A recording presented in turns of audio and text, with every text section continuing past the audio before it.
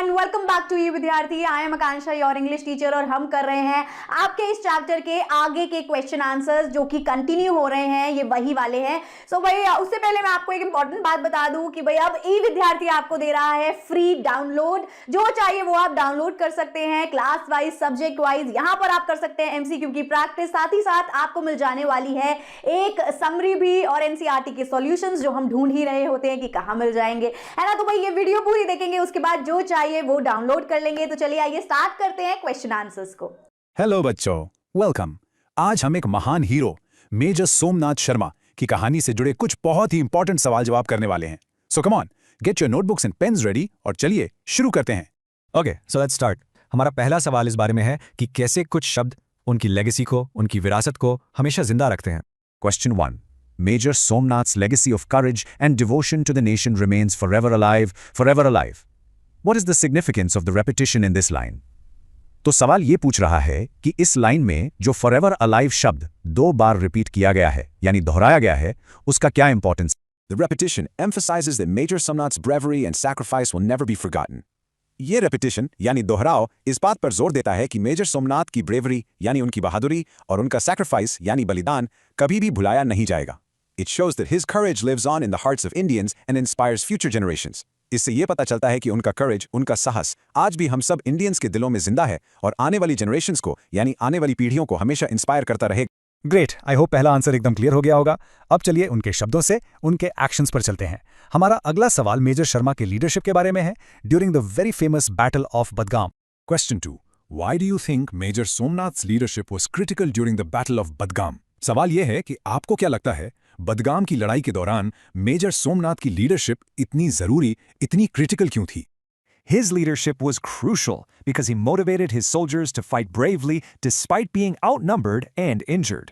देखिए, उनकी लीडरशिप इसलिए इतनी क्रूशल थी क्योंकि उन्होंने अपने सोल्जर्स को ब्रेवली यानी बहादुरी से लड़ने के लिए मोटिवेट किया। और पता है, उस वक्त उनके पास दुश्मन से कम लोग थे, दे वर आउटनंबर्ड, और वो खुद भी इंजर्ड थे। आप उन्हें फायर को डायरेक्ट किया, एयर स्ट्राइक्स के लिए रिक्वेस्ट भेजी और अपने लोगों को इतना करेज दिया कि वो अपनी पोजीशन पर डटे रहें जब तक कि रीइंफोर्समेंट्स यानी और मदद ना आ जाए। उनके इसी एक्शन ने अल्टीमेटली श्रीनगर को बचाया था। What a leader, right? चलिए अब उनकी स्टोरी के एक और पावरफुल हिस्से पर चलते हैं, उनके आखिरी शब्द। ये शब्द उनकी ड्यूटी के प्रति उनके जबरदस्त कमिटमेंट को दिखाते हैं। Question 3. What were Major Somnath's last words? What do they reflect about his sense of duty? तो हमारा तीसरा सवाल है, मेजर सोमनाथ के आखिरी शब्द क्या थे और ये शब्द उनकी सेंस ऑफ ड्यूटी के बारे में क्या बताते हैं? His last words were, "I shall not withdraw an inch, but will fight to the last man and the last round." These words reflect his unshakable courage, patriotism, and readiness to sacrifice his life to protect the nation. ये शब्द उनके unshakeable करेज यानी उनकी ना हिलने वाली हिम्मत को दिखाते हैं, साथ ही उनकी पेट्रियटिज्म यानी देशभक्ति, और इस बात को भी कि वो अपने देश को प्रोटेक्ट करने के लिए अपनी लाइफ सैक्रिफाइस करने के लिए भी बिल्कुल तैयार थे। Incredible, isn't it? लेकिन सोचिए क्या होता अगर उस दिन वो हार मान लेते। हमारा अगला सवाल इसी व्हाट इफ पर है कि उस दिन दांव पर क्या लगा था। Question 4. What might have been the outcome of the Battle of Badgam if Major Somnath and his company had not held their ground? तो सवाल है कि अगर मेजर सोमनाथ और उनकी कंपनी ने हार मान ली होती या पीछे हट जाते तो बैटल ऑफ बैडगम का रिजल्ट यानी आउटकम क्या हो सकता था? If they had not held their ground, the enemy could have captured Srinagar and the Kashmir Valley, giving Pakistan control over this region. अगर वो वहां डटे नहीं रहते तो दुश्मन श्रीनगर और पूरी कश्मीर वैली पर कब्जा कर लेता, जिससे उस रीजन पर पाकिस्तान का कंट्रोल हो जाता। Their bravery prevented a major loss for India. इसका मतलब उनकी ब्रेवरी ने इंडिया के लिए एक बहुत बड़ी हार, a major loss, को होने से रोक दी। So you see how important that battle was. अब सोचना यह है कि उनकी स्टोरी इतने सालों बाद भी हमें क्यों इंस्पायर करती है। Let's find out in our next question. Question 5. Why do you think Major Somnath's story continues to inspire soldiers and civilians today? तो पांचवा सवाल है, आपको क्यों लगता है कि मेजर सोमनाथ की कहानी आज भी सोल्जर्स यानी सैनिकों और सिविलियंस यानी हम जैसे आम लोगों को इंस्पायर करती है? His story shows bravery, self-sacrifice, and love for the country. Simple है, उनकी कहानी हमें ब्रेवरी, सेल्फ-सैक्रिफाइस और अपने देश से प्यार करना सिखाती है। Soldiers admire his courage, while civilians learn the importance of patriotism, duty, and standing up for what is right. Soldiers उनके courage को admire करते हैं, उनसे सीखते हैं, और civilians यानी हम लोग patriotism, duty और सही चीज के लिए खड़े होने की इंपॉर्टेंस सीखते हैं।